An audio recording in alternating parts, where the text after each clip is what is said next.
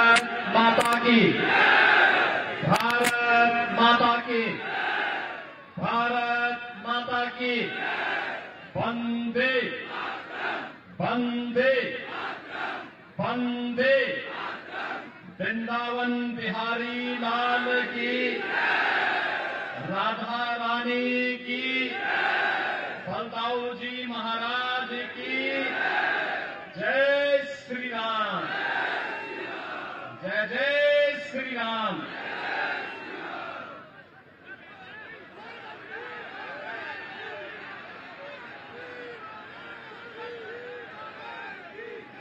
Bharatiya Janata party के क्षेत्रीय अध्यक्ष श्री दुर्विजय सिंह साके जी, उत्तर प्रदेश सरकार में मंत्रिमंडल के मेरे सहयोगी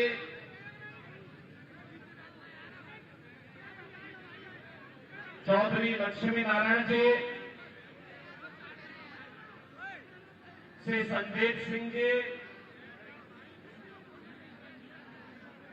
माननीय सांसदगण श्री सतीश गौतम जी, श्री अनूप प्रधान जी, भारतीय जनता पार्टी के प्रदेश के उपाध्यक्ष श्री संतोष सिंह जी, जिलाध्यक्ष चौधरी कृष्णपाल सिंह जी, जिलाध्यक्ष राष्ट्रीय लोकदल चौधरी हरवीर सिंह जी, माननीय विधायकगण श्री राजेश चौधरी जी, श्री जयवीर सिंह जी, श्री अनिल पराशर जी,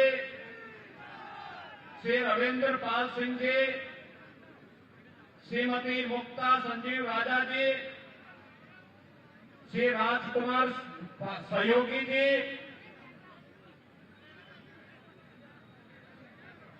श्री आरपी सिंह जी और भारतीय जनता पार्टी राष्ट्रीय लोकदल के संयुक्त प्रत्याशी के रूप में उपस्थित स्वर्गीय श्री कृष्णलाल दिलेर जी के पौत्र और स्वर्गीय श्री राजवीर सिंह दिलेर के पुत्र, एक युवा कर्मठ प्रत्याशी श्री सुरेंद्र दिलेर जी और उपस्थित खैर के मेरे सभी बहनों और भाइयों, आज मैं इस उपचुनाव के माध्यम से आप सबसे अपील करने के लिए आया हूं।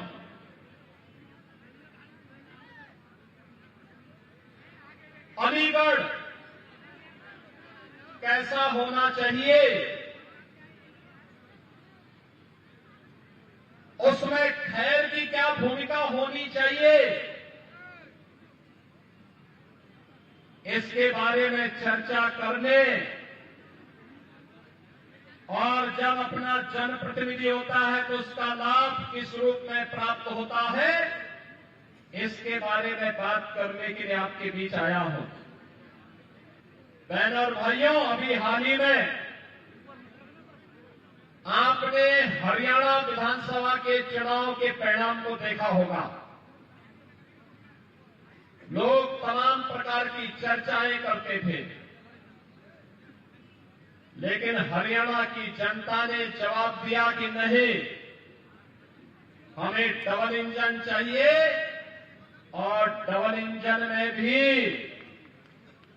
एक ऐसी सरकार चाहिए जो बिना भेदभाव के शासन की योजनाओं को भी दिला सके और सुरक्षा की पुख्ता व्यवस्था भी दे सके, और वह केवल और केवल भारतीय जनता पार्टी मोदी जी के नेतृत्व में दे सकती है। बहनों और भाइयों, विरासत और विकास का अद्भुत संगम क्या होता है, यह आपने काशी में भी देखा है। 700 वर्षों के बाद अयोध्या में भी देखा है, मथुरा, वृंदावन, बरसाना में भी आप देख रहे हैं। और आपको अलीगढ़ से ज्यादा अच्छा उदाहरण क्या मिलेगा कि जिस राजा महेंद्र प्रताप सिंह जी को कांग्रेस ने पूरी तरह भुला दिया था, और राजा महेंद्र प्रताप सिंह जी के नाम पर भी एक राज्य विश्वविद्यालय आपको हम लोगों ने समर्पित किया है। बहनों और भाइयों, ये राज्य विश्वविद्यालय आने वाले समय में एक उत्कृष्टतम विश्वविद्यालय बने, इसके लिए भी भारतीय जनता पार्टी के प्रत्याशी जीतने आवश्यक है। आपने देखा होगा कल माननीय उच्चतम न्यायालय में अलीगढ़ विश्वविद्यालय को अल्पसंख्यक विश्वविद्यालय बनाना चाहिए, अल्पसंख्यक संस्था के रूप में स्थापित करना चाहिए, या एक सामान्य संस्था के रूप में रहनी चाहिए।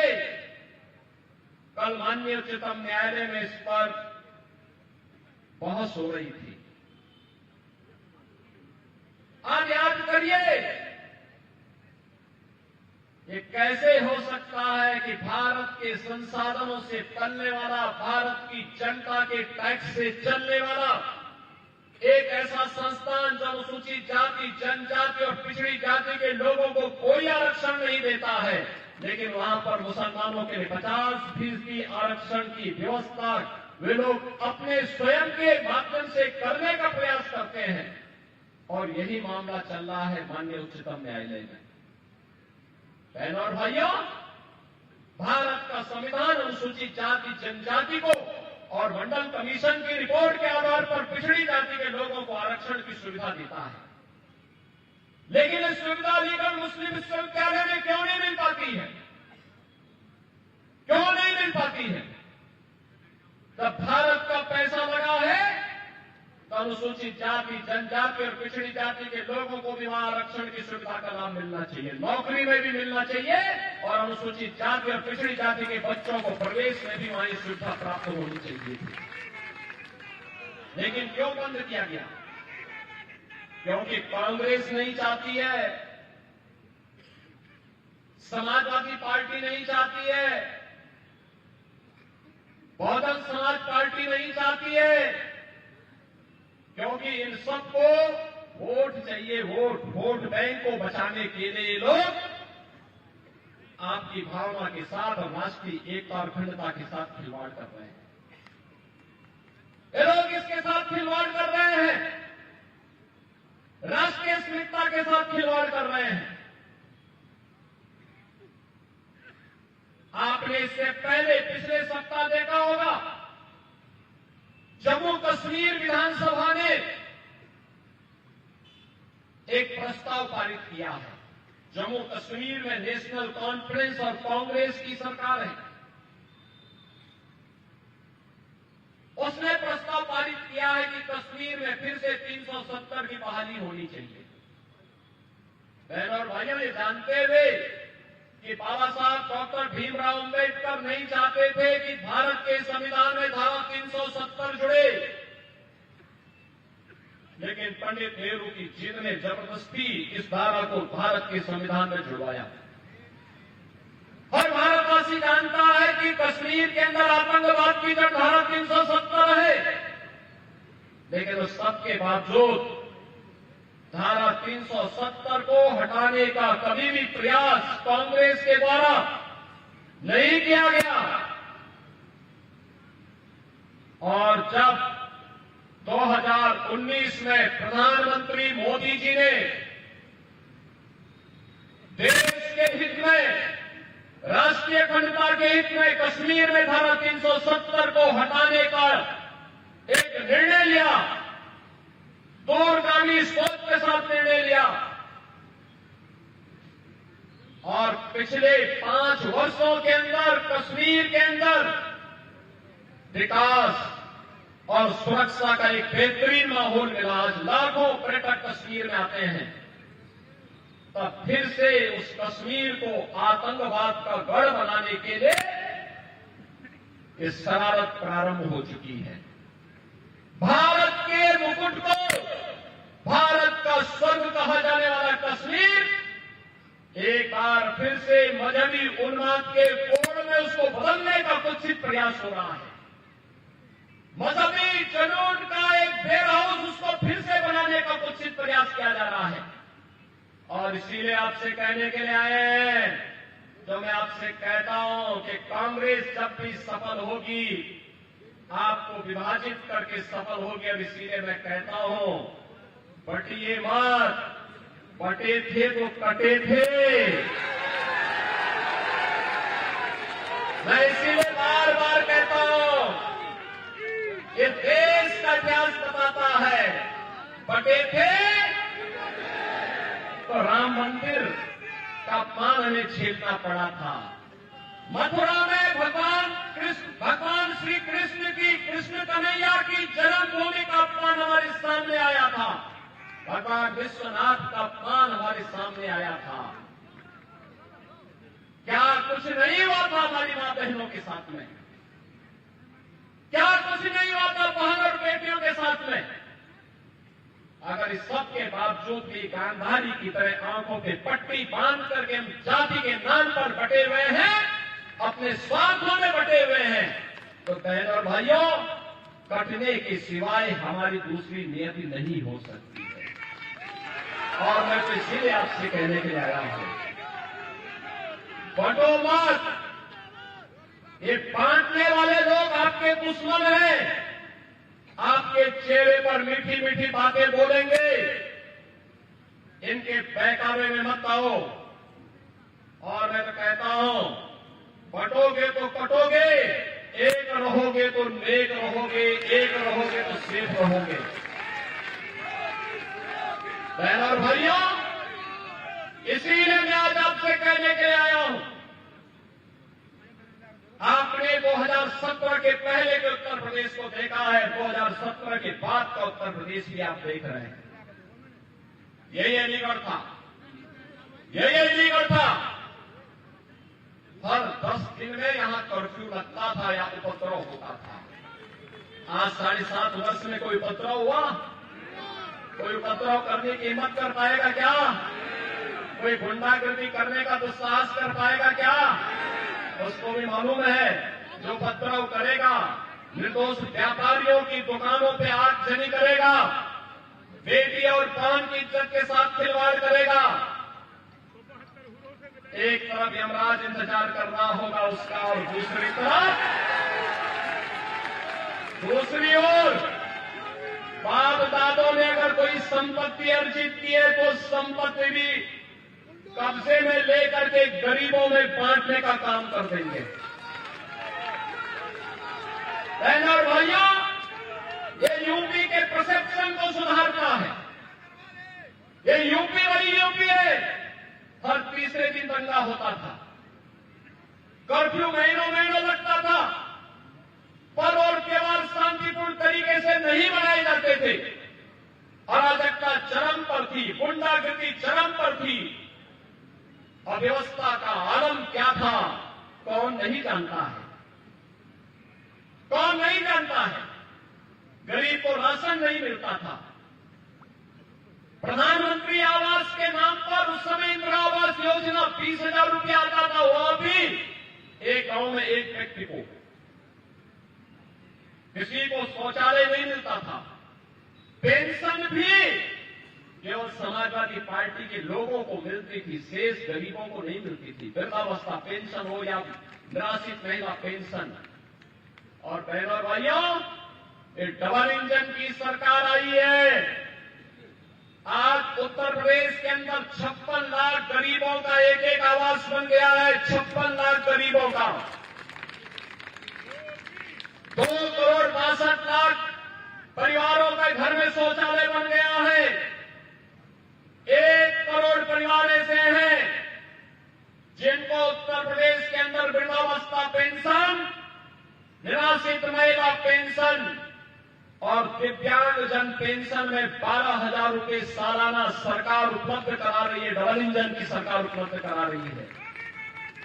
बहनों और भाइयों, 15 करोड़ लोगों को फ्री में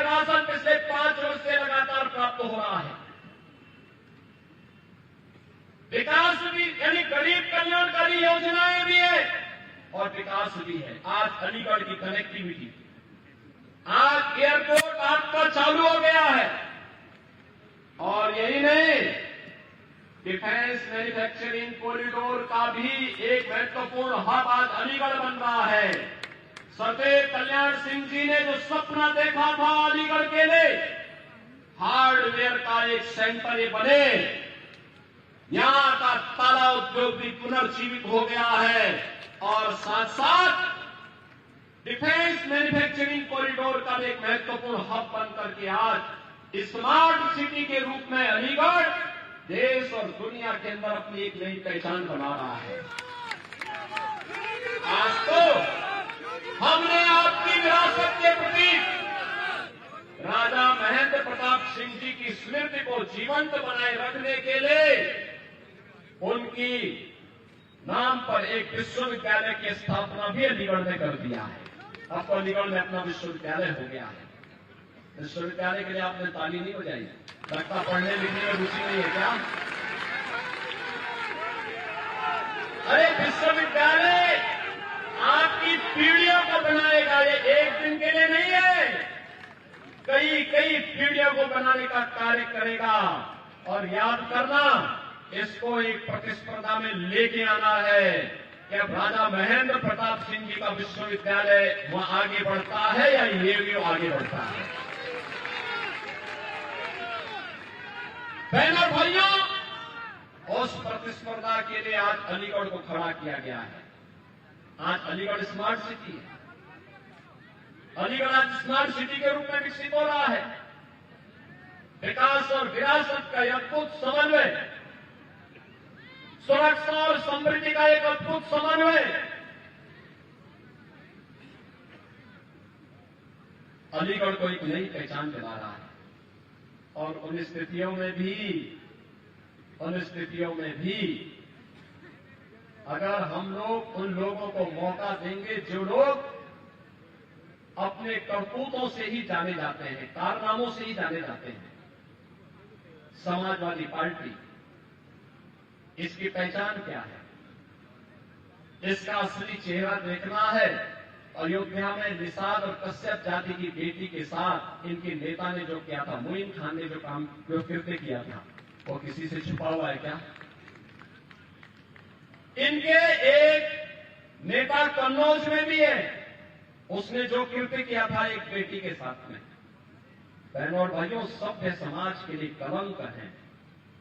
और मैं इसीलिए बार बार कहता हूं, ये लाल टोपी काले कारनामे, इसको पनपने मत दीजिए। उत्तर प्रदेश को ये लोग फिर से जो विकास की मुख्य धारा के साथ जुड़ करके सुरक्षा और समृद्धि का एक मानक तय कर रहा है, यह फिर से उत्तर प्रदेश को अराजकता की ओर धकेल देगा। आपने देखा होगा कैसे ये लोग षड्यंत्र कर रहे हैं, कैसे कैसे षड्यंत्र करते हैं। कितना इन्होंने झूठ बोला था, अफवाह फैलाई थी लोकसभा चुनाव के दौरान, आज तो एक्सपोज हो गए। कहते थे खटाखट खटाखट, कहां वो खटाखट है?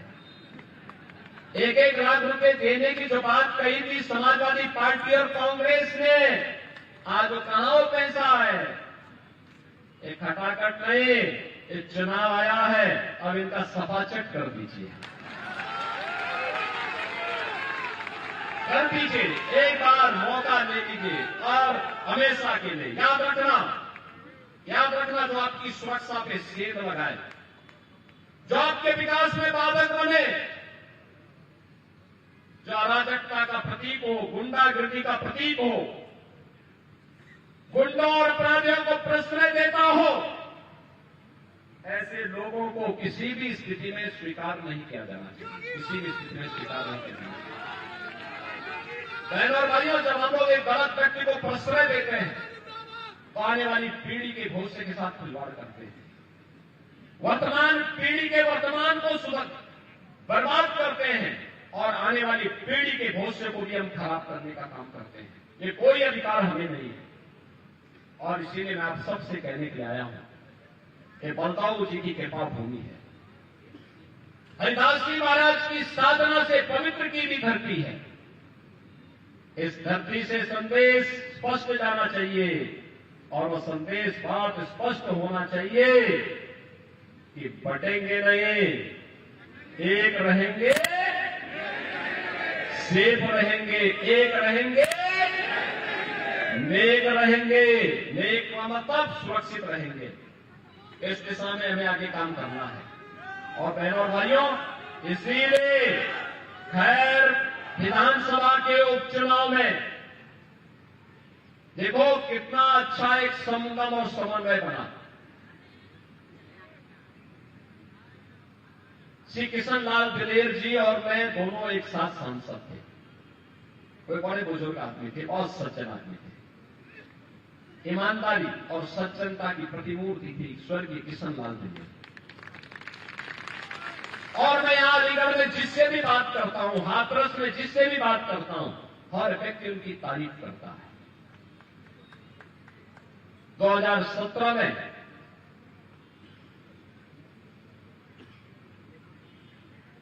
और उसके बाद 2022 में आपने श्री अनूप प्रधान को यहां पर विधायक के रूप में चुना। बहनों और भाइयों, अनूप प्रधान हाथरस के सांसद हैं और आज यहां पर उनके स्थान पर यहां पर अब श्री सुरेंद्र दिलेर को भारतीय जनता पार्टी ने, राष्ट्रीय लोकदल ने, एनडीए ने अपना समर्थन देकर के भारतीय जनता पार्टी के चुनाव चिन्ह पर अपना प्रत्याशी बनाकर के उतारा है। बहनों और भाइयों, एक ऐसी विरासत जो विकास और विरासत का समन्वय करने की सामर्थ्य रखती, उसी समभाव के साथ कार्य करने की सामर्थ्य रखती हो, जो सुरक्षा, समृद्धि और सुशासन को अपने जीवन का हिस्सा मानती है,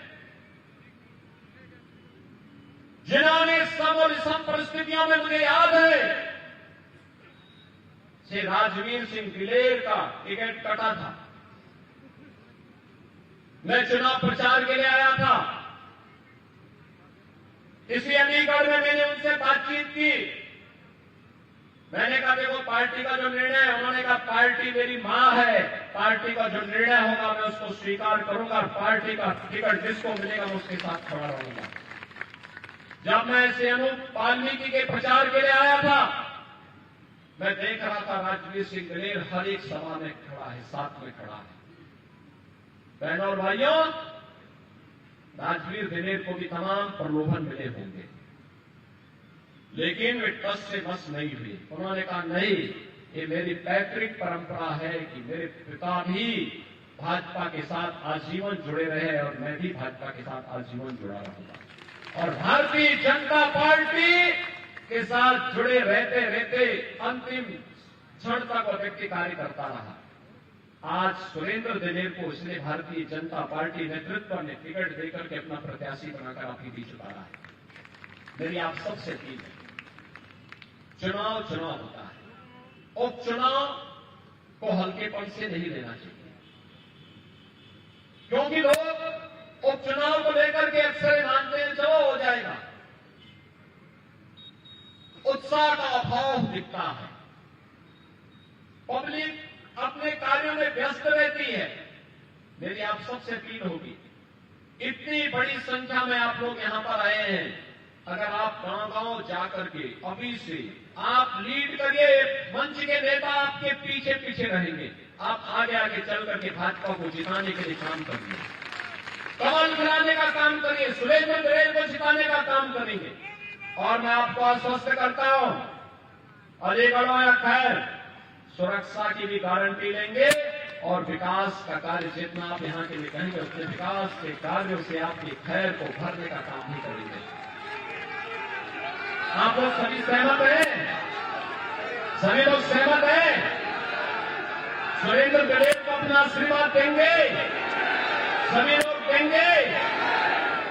तो फिर 20 नवंबर को याद रखना, 20 नवंबर को कमल चुनाव चिन्ह पर श्री सुरेंद्र दिलेर को भारी बहुमत से विजयी बनाने के लिए आपको कार्य करना है। करेंगे? करेंगे? दोनों हाथ ला करके बोलो भैया, सबके हाथ नहीं उठे हुए, सब लोग अपने हाथ ला करके, दोनों हाथ ला करके बोलो। सभी लोग सहमत हैं? सभी लोग सहमत हैं? तो मेरे साथ बोलेंगे, भारत माता की, भारत माता की, भारत माता की जय श्री राम, जय जय श्री राम। बहुत बहुत धन्यवाद पूज्य महाराज जी। हम सौभाग्यशाली है कि हमारे प्रदेश के मुखिया का संदेश एक रहोगे तो नेक रहोगे,